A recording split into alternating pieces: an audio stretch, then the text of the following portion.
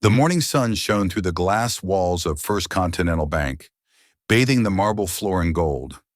It was a Monday, always the busiest day. Employees scurried between counters, coffee in hand, murmuring greetings under their breath.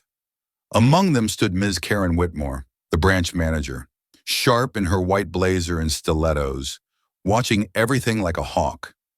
She took pride in keeping her bank professional, a code word she often used to mean clean, orderly, and, without saying it aloud, familiar.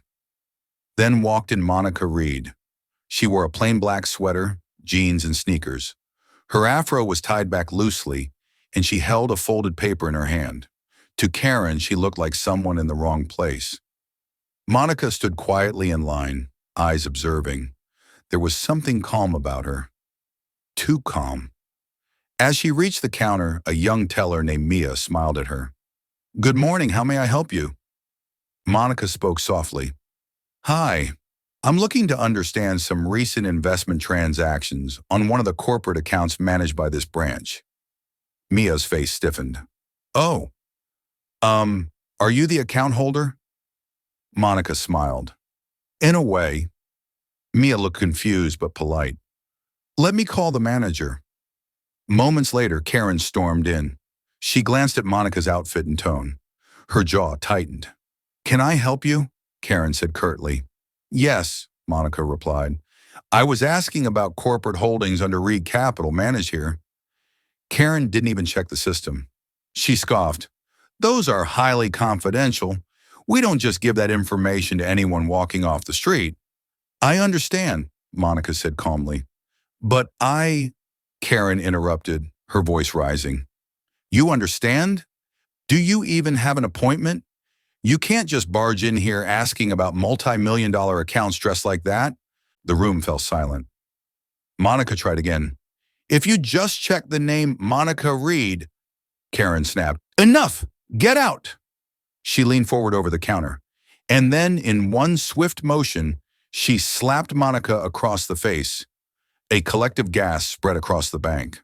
Monica didn't move. Her face turned slightly, then she stood straight again. Her eyes didn't blink.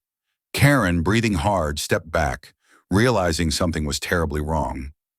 Just then, a tall man in a navy suit rushed in, panic on his face. It was Mr. Hayes, the regional director.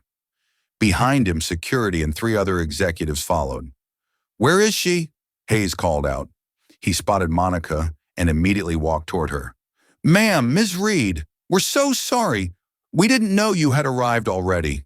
Karen turned pale. "Ms. Reed," Hayes continued, "we tried to arrange a red carpet welcome. Your early arrival threw us off." Karen's knees buckled. Hayes turned to Karen. "You didn't recognize her?" Karen stammered. She didn't look like she was dressed so." Monica finally spoke. "It's all right, Mr. Hayes." She turned to Karen. "I came dressed like this, on purpose. I wanted to see how you treat people when you don't think they have power." Karen was trembling now. "I didn't mean—" Monica cut her off. "You slapped a client, denied access without verification, and judged someone's worth by their outfit." She stepped forward. "I'm not just the CEO of Reed Capital. I also sit on the board that audits this branch's ethical practices." Hayes nearly dropped his folder. Karen collapsed into the nearest chair. I've worked here for 15 years, she whispered. Monica looked her in the eyes. "And in 15 seconds, you proved you shouldn't work here another day." There was silence. Then Monica turned to Hayes. "I want a full review of this branch, staff retraining, and as for her," she motioned toward Karen, "terminate immediately." Karen looked like her world had crumbled. Monica began to walk away but paused and said, "Never judge someone by their silence or their sneakers. Respect isn't earned by money, it's lost by arrogance." She exited the bank, leaving behind stunned faces and a lesson none would forget.